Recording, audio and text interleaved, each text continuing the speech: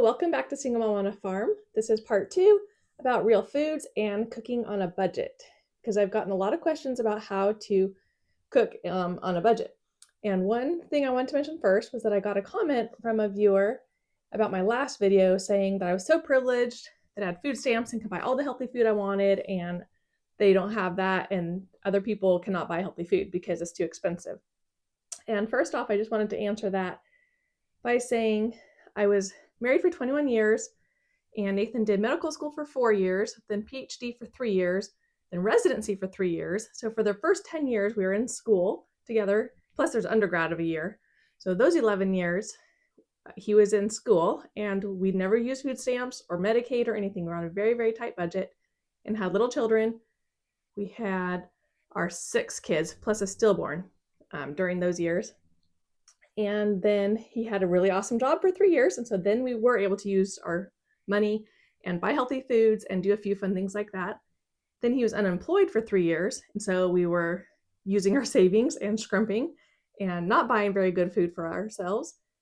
And then he got a job for 6 months, and we were repaying off all of our debt from the 3 years of not having a job. And then he started his own business, and things were really shaky in our marriage and in our life. And that's when I did go on food stamps because we had the 10 children and living in a very expensive place, a very expensive rental house.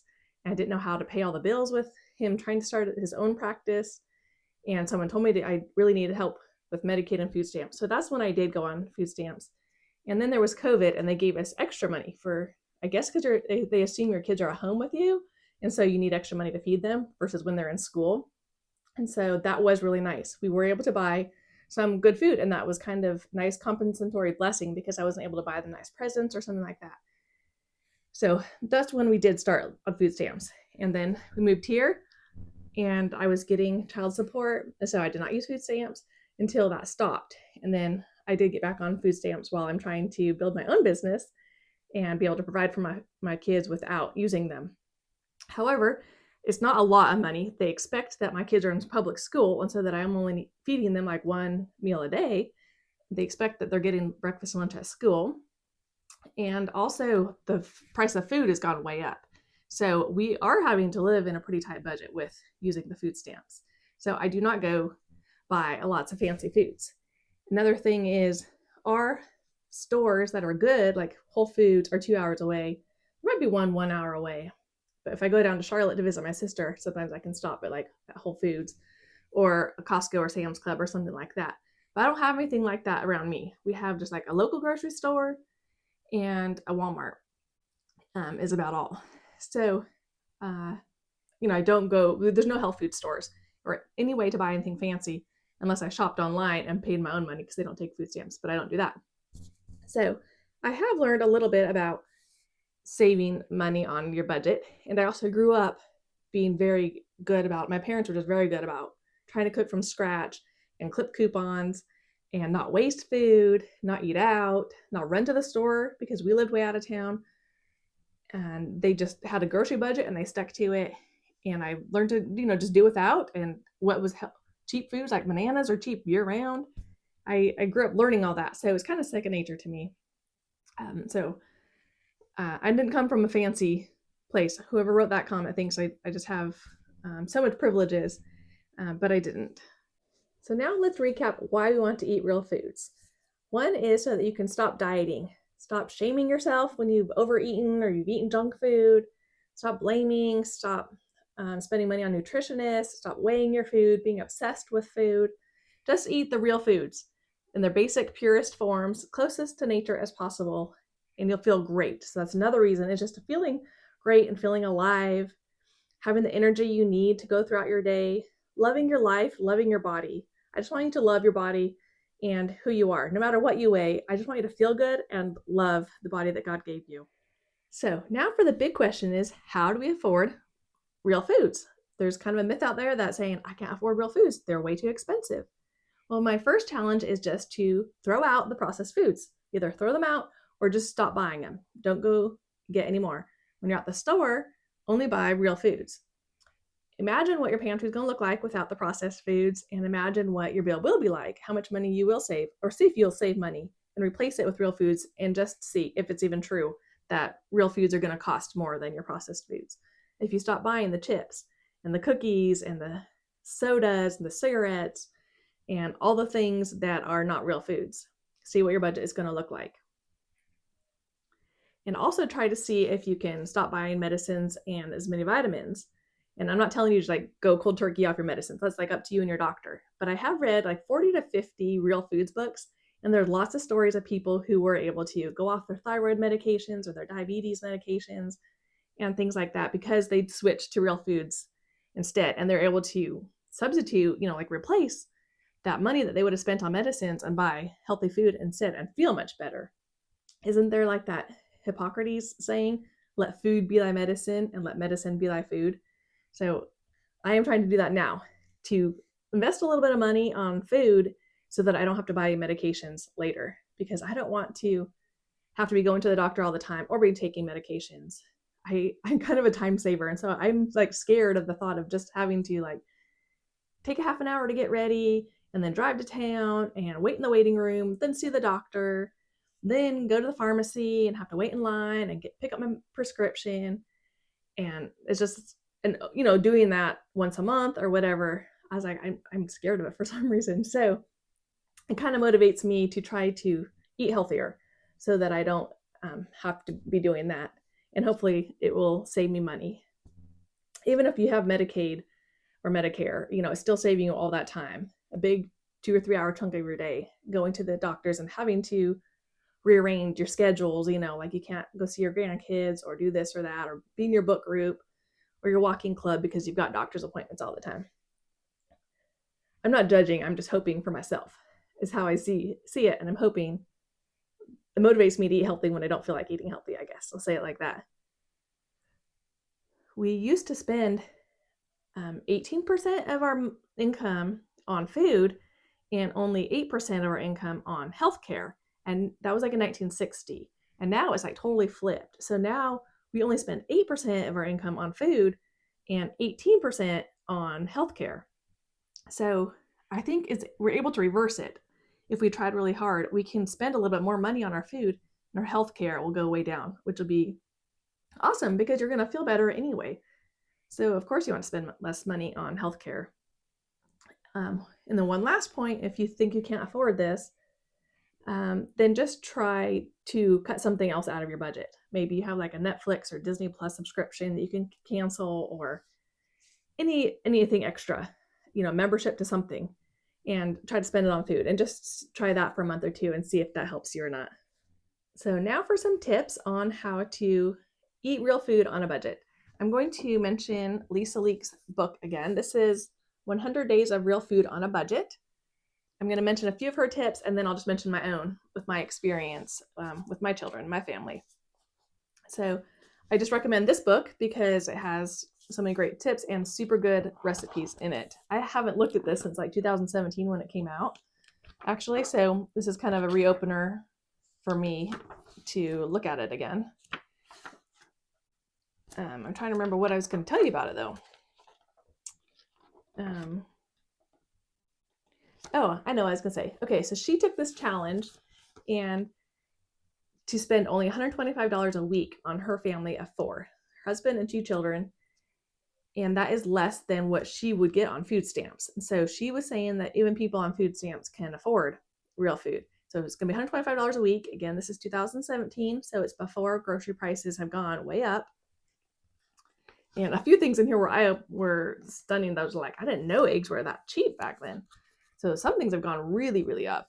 And other prices that she quotes in here are about the same. So she has like really nice tables of food prices like at Aldi's and Walmart and Target and Kroger and Publix and Costco and Whole Foods. And she compares prices of just staple ingredients through all of them. So that's pretty important and valuable. And you can also just do the same thing yourself.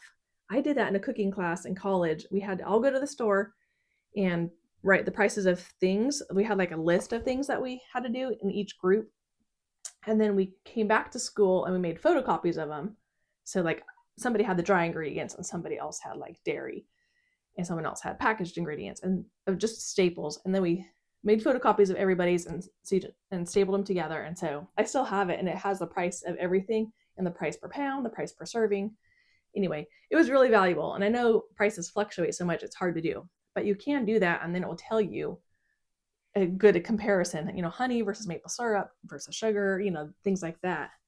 And you can calculate how much a meal is going to cost, because the table has 12 cents per serving for this, or per tablespoon, and 6 cents a tablespoon for this, and then you can just add it all up. So in her recipes, she does do all of that. And so she will say what the whole cost per serving is. And one point that I like is that she has the whole cost of the whole meal and then divides it per serving. And she counts the whole ingredients. So say something only needs 3 tablespoons of sour cream. Well, and that'd be like 20 cents. But she's going to count the whole tub of sour cream for like $3, because you can't just buy 3 tablespoons of sour cream. So she just went to the store and bought all the ingredients. It's the whole package, and says, okay, we spent $23 on it. And then she would divide it by 4. And then she lists the ingredients that are left over and suggests how you can use them. And then she lists the things that would already be in your cupboard, like salt, that she didn't count for that because it's such a minimal cost. So it's pretty valuable. So I recommend you can go ahead and look at that. Check it out from your library. See if she has any extra tips. Now for my own tips that I have implemented over the years. And one I mentioned in our last video, and that is to sub out any processed food that you would buy, a packaged food, with a real food. So like the example with the sandwiches, instead of eating chips with it, buy a bag of carrots and eat carrots, or any fruit or vegetable. You can do that with any meal. You want French fries, then cut up a baked potato into slices and maybe like pan fry it for a second, or just eat a baked potato with it instead. And you can also do it with desserts. So instead of like reaching for a bag of Oreos, then maybe either make a homemade dessert or a fruit, or I even just resort to a few chocolate chips, because that takes care of my chocolate craving, or gives me a little sweet thing without having to buy a heavily processed food, but just on like dark chocolate chips. And one bag can go a long ways if you're just eating a little handful. So any tricks like that you can come up with, that'd be great. Just start trying to substitute a real food instead of a processed food, little by little, and you'll get really good at it. My second tip is to salt your food instead of having so many processed sides. I kind of find out that I'm craving salt. So like with my soups, I usually want like tortilla chips with it or something. And I realize, do I need the chips? Or maybe my food just needs a little bit more salt. And you might think, salt, that's so bad for you. And it really isn't, especially real salt that is unrefined and that hasn't been processed. And I've also been told that you can't oversalt your food. Your taste buds will tell you that it's too salty. But I'm also thinking, like, what's the difference if I'm eating, handfuls of tortilla chips with my soup versus just adding like, a fourth of a teaspoon? I'm still probably going to eat more salt in the chips than I was adding to my soup. So I always tell myself that, like, I shouldn't be adding soup. I was like, it's fine. It's better than eating all those chips with all those refined oils and things in it. Same with my grilled cheese sandwich. I like to just sprinkle a little bit of sea salt on the top of it. I also like to dip it in my milk, especially the raw milk was so good. And that takes care of also like any extra condiments, maybe like mayonnaise and the barbecue sauces and stuff that have high fructose corn syrup or other added refined oils. That's another tip I have, is to try to cut down all your condiments, or just get rid of them completely, start making your own, or just stick with like 2 or 3. One thing, it clears up your fridge to just have 2 or 3 condiments instead of a whole bunch, and salad dressings. And another thing is just to pick the healthiest ones, like maybe mustard. A stone ground mustard is not that expensive, and it does add flavor, and it's like the least processed of any of the condiments that I found. And that will save you money instead of buying so many condiments and salad dressings, and sometimes they're bad and you're throwing them out. Just buy 2 or 3 and learn to use those with your food, and add some salt, and you can spend more money on the food part of it. One more tip is to waste less food. And this is something that everyone can start with, whether or not they're going to add more real food to their diet. It's just waste less food. We waste about 30% of our food. And I was like, that number sounds really high to me. I've never seen anybody waste that much. but that's what books have said, and when I Googled it, that's what it said. So when you go to the store and I'm planning my meals, then I think of, I sometimes kind of shop the sales and what we're kind of in the mood for. And so I might see some squash on like the day old rack. I'm like, oh, squash casserole. So I mentally put it, okay, this is going to be tonight because the squash is not going to last very long. And then I might see some cottage cheese on sale. It's like, oh, get a cottage cheese. And then I might think, oh, well, if I'm going to make it for lasagna, then I'm going to want one to eat. And that's one of my pitfalls is like the cottage cheese or sour cream or something being opened and it's, in an opaque container so you can't see it and it's going to get bad fast. So I'm trying to not buy stuff that I'm not going to eat and it's going to go bad. So I have to mentally say, okay, well, which day am I going to eat this? If we're going to be gone during snack time this week, then I'm probably not going to eat it. So I'll wait for another week to buy it. That was an example of like the snack and when I buy extra cottage cheese. But back to the meals. So I might see the cottage cheese. Okay, I'm going to make lasagna. And then I'll see, oh, I'll get a sauce. And then it's like, oh, I might as well make spaghetti one other night. And I'll put my spaghetti as like the last meal before the next shopping trip. Like in 7 or 8 days, I'll get like a jar of spaghetti because it's shelf stable and the noodles and some meat because it can be kept in the freezer or the date on the meat is far enough out. So that would be my last meal. Maybe I'll see some like avocados and they're like really hard. So, okay, that'll probably be on day 4. So that's how I plan my meals when I'm at the store. You have to kind of mentally do it. I can't just be like, oh, 7-layer dip, oh, spaghetti, oh, and then go home and make spaghetti that night because then like the squash is going to be put to day 6 and it's going to be completely bad by then. So just be aware of your own weaknesses with that, of knowing, am I going to eat this before it goes bad when you're at the store? And plan accordingly with the avocados aren't going to be ripe for a few days. The squash is overripe now. We can eat some bananas for this meal or this snack.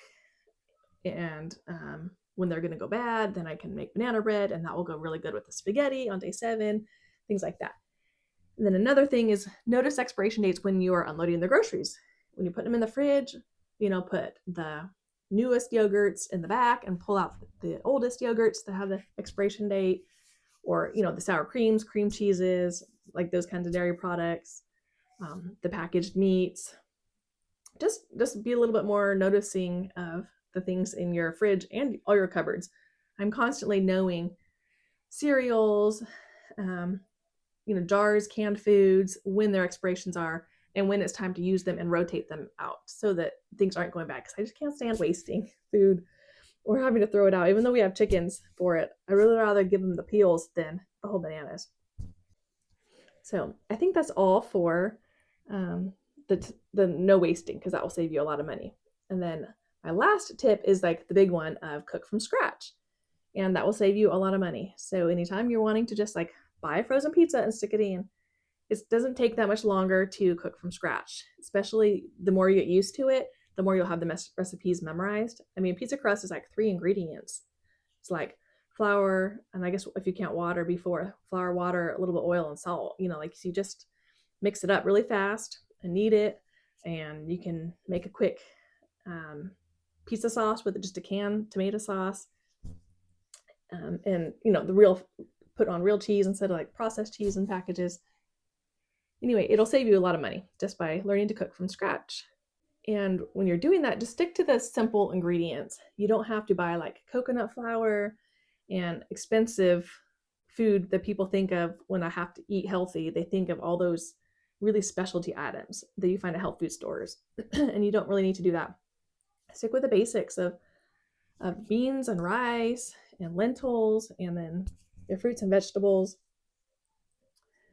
and add them with each other. So, especially to ground beef or even sausage, to make sausage patties and stuff, I always stretch my meat out that way. So I will add lentils or quinoa to beef is great, and it'll make great tacos or taco meat, or any casseroles, any sloppy joes, hamburgers, meatloaf. You can always put lentils and quinoa and oats in meatloaf. Always cook from dry beans, not canned beans, but I guess canned beans are definitely better than like canned chili. It's going to be way more healthier and cheaper than buying an already store-bought chili. So you try to get better and better and better until you get to the best item. So either if you don't want to, don't eat out chili, and then don't buy canned chili. You can buy canned beans and make your own chili, but then the best thing is to buy dried beans because they are like a fourth of the cost. And if you know how to cook with dry beans, you just stick them in your crock pot with about this much water over the top of the beans and put it on low when you go to bed in the morning, turn it off. And you just drain the water out, and there's your cooked beans. And I just put it in Ziploc bags and stick it in the freezer, and I can just pull them out. Like if you use a sandwich size bag, then it's ready to add to your taco meat at any time, or you can sprinkle them on like a salad. It'll make like a really nice healthy salad instead of having to use expensive meats and hams and stuff like that. Or you can also cook the beans during the day. So if I'm gonna make a soup, then sometimes I will cook them on high in the morning from like 8 to 12. And then after lunch, then they're ready. So I drain them, and then I can add the rest of my ingredients and cook the soup for another couple hours. And then dinner's ready. And that's another point, is that soups and stews and chilies are like some of the most cheapest and healthiest dinners that you can have, because you can just throw in so many different types of protein, like with the beans and the quinoa and the lentils. You can use real chicken or canned chicken, or some, just a little bit of taco meat can go a long ways if you're using so many other things. And you can use tomatoes and bell peppers for like Mexican soups and Italian soups. You can put in some pasta, you can put in some rice. So many different options with soup. So get a whole soup cookbook at the library if you want, and you can just cook really cheaply and feel really healthy and nourished with some soups. Just a few more tips and I'll let you go. So eat your fruits and vegetables in season, and they will be cheaper like that. And notice the prices of them. Like last year, apples went down to like 99 cents in the fall. And so this is like fall of 2023. And I noticed all winter last year, they kind of stayed that same price. And so there must have been a great apple crop last year because they did stay low. And so we could eat them year round. And then I noticed like June and July, they started to go up because they were last year's apples and were running out. And this year they've kind of stayed low too. So we were able, they might be a little higher, like $1.50, but we're able to eat them for a long time and almost year round. Oranges are great in the winter, and same with grapefruit. We only buy them in the winter. In the summer, they're really expensive. Usually, bananas are year round. That's great. Bell peppers and squash and zucchini, all those garden produce are great all summer. So one thing is to grow your own if you can, but if you can't, stock up on them in the summer and stick them in your freezer. So I get a few at a time. I don't think our bell peppers did super great last year, or one year they didn't. And so every time I went to the store, I would just get 5 bell peppers and cut them out. Like when the kids are doing their spelling tests and stuff, it just gave me something to do. Cut out the top, just chop them all up and stick them in Ziploc bags for the winter. So every time I went to the store, I just bought 5. So it wasn't like I brought home a whole bushel load on how to take care of them, but just bought a few at a time. And sometimes we'd eat them, that week. Sometimes let's just slice them up and give them to the kids. And the rest I would just stick in the freezer. And that helped me have a big stock for all winter when I wanted to throw them into soups, into taco meat.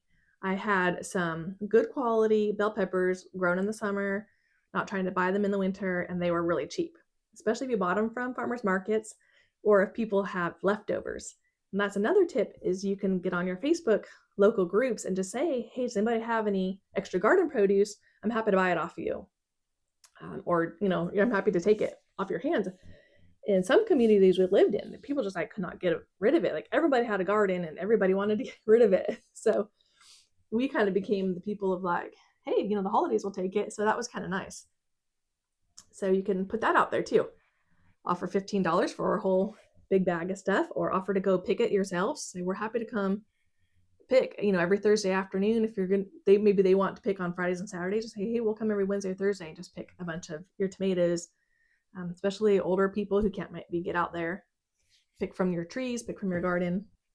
That's just one other little tip. And then process it, like cut it up, stick it in the freezer, make it into jams, salsas, pickles, do what you can so that you have bigger stock the rest of the year.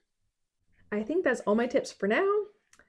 I am writing a blog post, so I'll have most of these up on my blog if you want to be able to look at them and refer to them. Add your own in the comments because I'm sure you all have way better tips than I do. These are just what came to my head today as somebody was asking for a video. I'll have to think. I'll probably the next weeks as I'm making dinner, I'm like, oh, I should have said this. I should have said that, because I feel like we do cook pretty healthy. But I think those are my biggest ones, is like, don't waste food. So I think I'm really good at just noticing, hey, we got leftover potatoes, mashed potatoes, and we got leftover this. So I'm going to put it into a casserole, and I just don't waste food. And I can make one more meal that kind of feels free because I hadn't scheduled that as a real meal. And when I'm at the store, I really only plan for like 4 or 5 meals in the next 7 days because of that, because I know I'll find something that we already have in the cupboard or the fridge or freezer that I want to get rid of and use up. It almost always comes to that. I'd be like, oh, the cheese is gonna go moldy. Let's make something with it. The bread's gonna go moldy.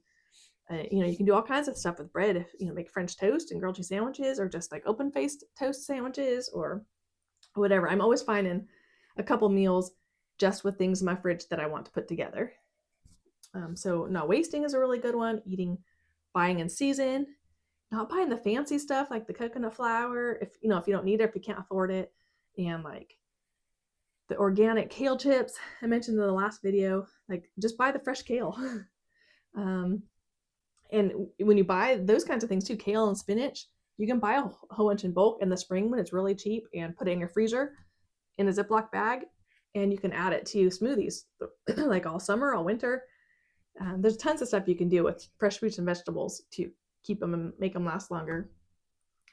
Add the lentils and quinoa and beans to all your meats. Buying a whole chicken is the cheapest. So if you can get a whole chicken, especially, I'm trying to remember which day of the week, like Wednesday or Thursday when they might mark them down, and just stick it in your crock pot. And, I pull off all of the meat and put it in Ziploc bags for the freezer, and then save some for tonight's meal. And then I put the whole crock pot with the chicken with nothing on it back in the fridge. And then the next day, or sometimes I just do it that night if there's time, just leave it on high and just cook it in a little bit of water and let all the meat just keep falling off the bones. And then you've got a really good bone broth with a little bit of meats in it. And I use that for chicken noodle soup on the next day. So one big chicken can go a long ways. So that's like the best way to do with chicken, to get good chicken. And then the next is just to buy it in a can. And, people have their opinions whether this is too processed or not, but I think it's still better than eating out, and it's still cheaper. And it just has chicken breast, water, and salt in it. So at least only has the 3 ingredients. I'm sure it's a factory farmed chicken. That's not that good, but we're just taking little baby steps here. So, try to do the whole chicken if you can, if you got time, and maybe like 2 or 3 times a month, just get 2 or 3 and just process them. Like I said, stick them in the freezer, and then you got it ready to add to soups and stuff. And then buy canned chicken when it's on sale.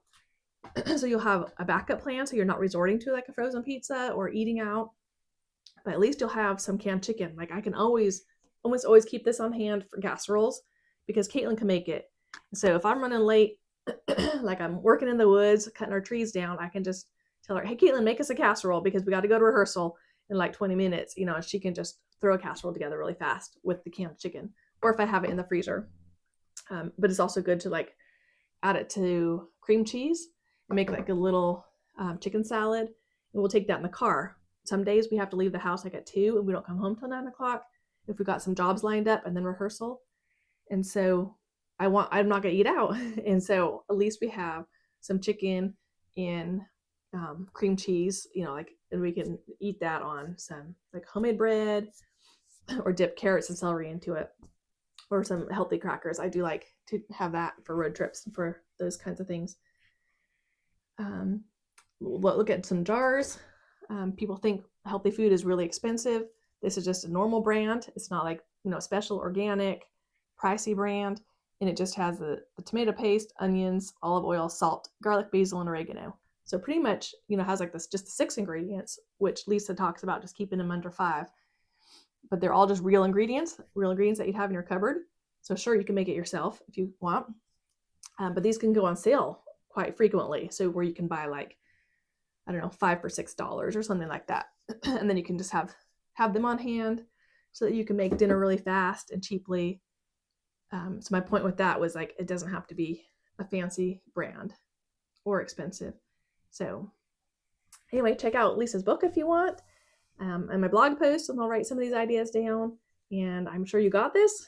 I think you're all doing a great job. Just the fact that y'all want to eat real food and you want to like keep it in a budget and you want to improve your health, then that is just awesome. Kudos to you. I'm so proud of you. Thanks for watching. Bye-bye. P.S. I always think of more to say after I turn the camera off. I'm going out to cut wood and I thought of a few more things. And that is just to say that this video is the basics of if you're ready to start eating some real foods and substituting real food for processed food, then this can tell you how to do it on a budget. But if you do have plenty of money and you want to get your health even better, then I would suggest like buying directly from farmers, like pastured pork and chicken, and raw dairy is really awesome. Organic dairy at the store if you can't afford it from the farmer. We were able to get some of those things in Utah. We had like a farm close to us with really good prices that we could buy, like the chicken from them, and the pork was so good. It was so much better than store-bought pork. And raw milk. That's where I got converted to raw milk before we got our cow here, and why I had to have a cow when I got here. So you can go, move it up a notch if you can afford that. And if you're wanting to even have better health, then go ahead and do that. I'm excited for your new health journey. I can't wait to hear about it. And thanks for watching. Bye-bye.